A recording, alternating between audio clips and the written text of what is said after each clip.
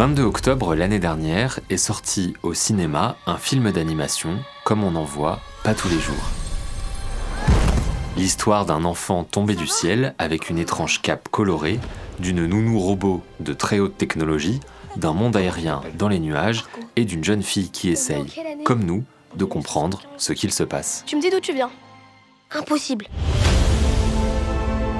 Ce film, c'est Arco, du réalisateur Hugo Bienvenu, un film 100% français, un petit bijou d'animation que je suis allé voir il y a quelques jours au cinéma et dont nous allons parler aujourd'hui.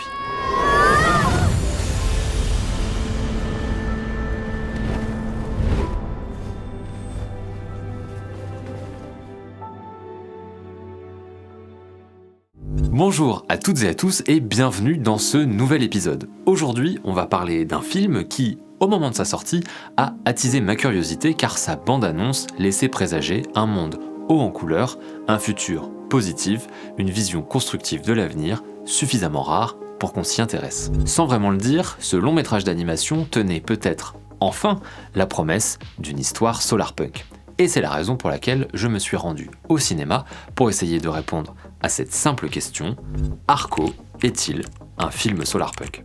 Alors, c'est la première fois qu'on parle d'un film ici sur la chaîne, et s'il y a quelque chose que je dois absolument vous dire, c'est que je suis très sensible au spoil. Déjà, en tant que spectateur potentiel d'une œuvre, parce que je préfère tout découvrir par moi-même, mais aussi en tant que personne qui pourrait être amenée à en dire un peu trop, ce qui est clairement possible dans une vidéo comme celle que vous êtes en train de regarder. Mais pas de panique, car je vous propose de fonctionner avec deux niveaux de spoil.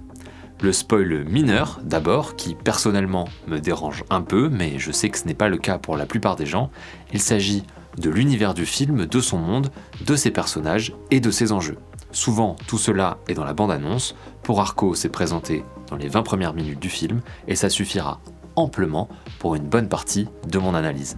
Et puis, il y a le spoil majeur, qui concerne lui, le dénouement de l'histoire, que j'aurais besoin ici d'évoquer pour vous présenter ma dernière idée, mais à nouveau pas de panique, il y aura une grosse alerte et vous pourrez arrêter la vidéo en temps et en heure si vous préférez voir le film dans un premier temps. Vous voilà donc prévenus et on peut donc maintenant rentrer dans le cœur du sujet. C'est parti. Alors, Arco est-il un film solarpunk? Avant de vous répondre, j'aimerais insister déjà sur l'importance de la question en elle-même. C'est un sujet que j'ai soulevé à la fin du calendrier de l'Avent Solarpunk, disponible sur ma page Instagram, un sujet qui m'a été inspiré d'une très bonne vidéo de Bolche Geek que je vous invite à aller regarder, le lien est dans la description, un sujet qui se résume en quelques mots très simples: le solarpunk n'existe pas. Enfin, pas vraiment. Bon, le mot est apparu pour la première fois en 2008 et le manifeste inhérent date de 2019, ça vous le savez, sinon je vous recommande ma vidéo détaillée sur le genre. Spoiler, ce n'est pas qu'un genre, et même si certaines œuvres ont été rattachées a posteriori au mouvement, la liste de films, de romans ou de jeux vidéo sur laquelle tout le monde s'accorde pour présenter le solarpunk n'est en réalité pas bien longue. Et ça pose problème, car si le genre est une coquille vide, on peut y ranger à peu près tout ce qu'on veut tant qu'il y a la jolie étiquette dessus, et on peut vite aboutir à du greenwashing, voire, et c'est bien pire, à la glorification de la croissance verte. Bref, tout ça pour dire qu'il est plus qu'urgent de créer des œuvres qui s'insèrent pleinement dans le mouvement et qui vont aider à le définir. Arco est sur le papier un excellent candidat et nous allons voir ensemble s'il se révèle, dans les faits, véritablement solarpunk. Et pour cela, on va devoir s'intéresser de plus près au monde, ou plutôt aux deux mondes dans lesquels l'histoire se déroule, c'est la partie spoil mineur. Alors Arco en fait, c'est un petit garçon qui vit dans un futur très lointain, genre 30e siècle. Dans ce futur, les êtres humains ont abandonné le sol, ils l'ont laissé en jachère pour que les écosystèmes se remettent d'aplomb et ils vivent dans d'immenses structures dans le ciel. C'est beau, c'est assez impressionnant, très aérien, et personnellement, ça m'a fait penser au dernier jeu Zelda, Tears of the Kingdom. Dans ce futur très lointain, les humains ont développé une technologie basée sur la diffraction de la lumière pour voyager dans le temps en formant des arcs-en-ciel.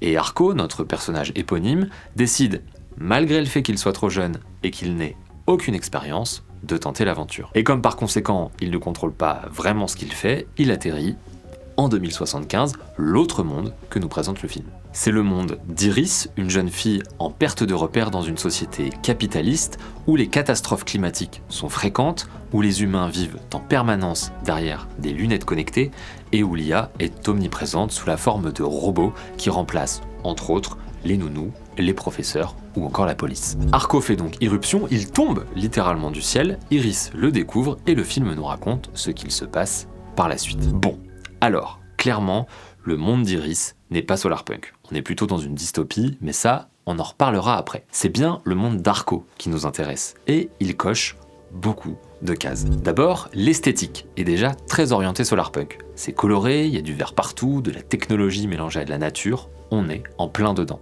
Le film semble d'ailleurs faire explicitement référence au court-métrage Dear Alice, dont on a déjà parlé ici, et de manière plus générale à l'œuvre de Miyazaki, qui est une des inspirations classiques du genre. Ensuite, sur les plateformes dans le ciel où habitent les humains, il y a des éoliennes, et ça c'est un symbole fort qui représente, bien évidemment, les énergies renouvelables. Par ailleurs, les humains sont encore vivants dans 900 ans, ce qui est pas mal, et ils ont l'air de vivre de manière plutôt apaisée, en harmonie avec le vivant. Et enfin, peut-être le plus important, la civilisation humaine a quitté le sol pour laisser les écosystèmes se régénérer, et ça, cette volonté de réparer le monde, c'est 100% Solarpunk. Alors, même si je ne suis pas sûr que les technologies de lévitation qu'on voit dans les chambres à la place des lits soient tout à fait low-tech, et même si ces humains du futur voyagent dans le temps, ce qui n'est pas un classique du genre, je pense qu'on peut dire assez honnêtement que le monde d'Arco est Solarpunk. Il fait honneur au code esthétique et aux valeurs du mouvement. Est-ce que ça veut dire que le film est Solarpunk ? Bah non, pas vraiment, car le monde d'Arco est finalement assez anecdotique dans l'histoire, qui se passe pour l'essentiel dans le monde d'Iris. En revanche, et pour apporter un peu de nuance à mon propos, je suis convaincu que la démarche du film, elle, est complètement Solarpunk. La science-fiction, depuis sa création, en fait, l'âge de la science-fiction et tout, n'a fait qu'annoncer le monde dans lequel on vit aujourd'hui.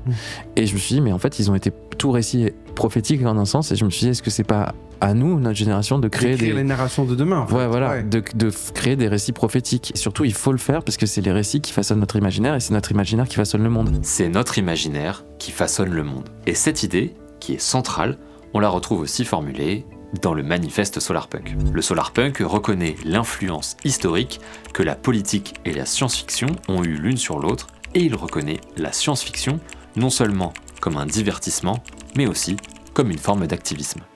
Par ailleurs, Hugo Bienvenu ne cesse de répéter qu'avec Arco, il a voulu offrir un câlin au monde, une histoire qui fait du bien, une histoire qui montre qu'un autre monde est possible, autrement dit, une histoire porteuse d'espoir. Et en cela, il fait preuve à nouveau d'une démarche 100% Solarpunk. Alors évidemment, vous allez me dire que le monde d'Arco n'est pas tout à fait réaliste, et je l'entends, voyager dans le temps avec des capes arc-en-ciel, on sort carrément du cadre habituel. Mais c'est une démarche volontaire, justement. Le réalisateur nous explique que c'est un absolu, une utopie. Il nous montre un monde qui n'existera très probablement jamais, mais qui peut nous faire réfléchir et qui stimule notre imagination. Il précise par ailleurs, et de manière toute simple, je me suis dit que si l'on voulait que le meilleur puisse se produire, il fallait déjà l'imaginer. Et c'est ce que fait le film Arco. Il imagine un meilleur, certes lointain, certes hyper utopique, mais un meilleur quand même. Un monde où l'humain décide de réparer la Terre, et il plante cette petite graine, ce germe d'idée dans notre esprit. Reste à voir maintenant ce que nous allons en faire. Bon, maintenant que nous avons parlé du monde utopique d'Arco, j'aimerais qu'on revienne sur le monde d'Iris. Ce dernier est beaucoup plus proche du nôtre. On est en 2075, les gens vont au supermarché en portant des lunettes connectées et de nombreuses catastrophes climatiques s'abattent de manière apparemment récurrente sur la ville où l'histoire se déroule et, on l'imagine, un peu partout sur le globe. Le dérèglement du climat est donc omniprésent. Une toile de fond jamais expliquée mais complètement assumée, un peu comme si le film nous disait « c'est comme ça, et vous savez très bien pourquoi ». D'ailleurs, Hugo Bienvenu précise que c'est la réalité, ce n'est pas demain, c'est aujourd'hui le monde dans lequel on vit. Alors, le monde d'Iris est-il une dystopie ? Bah, ça revient un peu à se poser la question, vivons-nous dans une dystopie ? Car, je le redis, le monde d'Iris, c'est le monde vers lequel on se dirige actuellement. Mais, Là où le film est très fort, c'est qu'il ne fait pas d'opposition frontale entre le monde d'Arco et le monde d'Iris, entre l'utopie Jardin d'Éden et notre futur proche. Dans les deux mondes, tout est très coloré, tout est très beau, même la forêt communale du monde d'Iris paraît luxuriante. Alors oui, les humains semblent continuer leur petite vie capitalo-confortable au détriment de leur environnement, de leur climat et de la manière dont ils tissent leurs relations sociales. Je pense en particulier au cocon familial qui est substitué au bon vouloir d'un robot et donc d'une entreprise privée, ce qui m'a personnellement glacé le sang. Mais encore une fois, la représentation n'est pas si repoussante. Le robot est plutôt attachant, l'univers reste très coloré et vous voyez où je veux en venir, le film est subtil. Il ne nous montre pas un monde où tout va mal en disant « Ouh là là, c'est pas bien !» Il nous montre quelque chose que l'on connaît déjà et y apporte un élément perturbateur tout droit sorti d'une utopie pour nous faire réfléchir sur notre réalité. Et cela, on pourrait le qualifier d'utopie dystopique, voire de dystopie utopique, vous me suivez toujours? Mais je préfère personnellement parler de récit ou de fable écologique. Une histoire qui a conscience du monde dans lequel nous vivons et qui nous propose de réfléchir pour penser le monde de demain. Et nous voilà arrivés dans la dernière partie, celle où je suis obligé de vous raconter la fin du film, donc spoiler majeur. Voilà, vous êtes prévenus, je vous laisse quelques secondes pour arrêter la vidéo si jamais vous préférez voir le film dans un premier temps, mais n'oubliez pas de revenir quand même ici sur YouTube pour ne pas manquer la conclusion. Arco a donc déboulé en 2075 par accident et essaye de repartir chez lui dans le futur. Sauf qu'il galère évidemment à utiliser le pouvoir du cristal et de sa cape, ce qui fait qu'il s'attarde quelque temps en compagnie d'Iris. On suit donc l'histoire de deux enfants qui se découvrent et qui découvrent leur monde respectif. Bon, à la fin, les parents et la sœur d'Arco finissent par le retrouver après des années d'exploration du temps, et Arco rentre donc chez lui, sain et sauf. L'histoire est terminée, et c'est le générique de fin. Ah non, attendez, il y a une dernière information. Une petite scène où personne ne parle, où il ne se passe littéralement rien, et où la caméra se contente de nous montrer la chambre et le bureau d'Iris. Une petite scène qui est loin d'être anodine et qui dévoile en une fraction de seconde le temps de comprendre ce qu'il se passe, l'essentiel de l'histoire.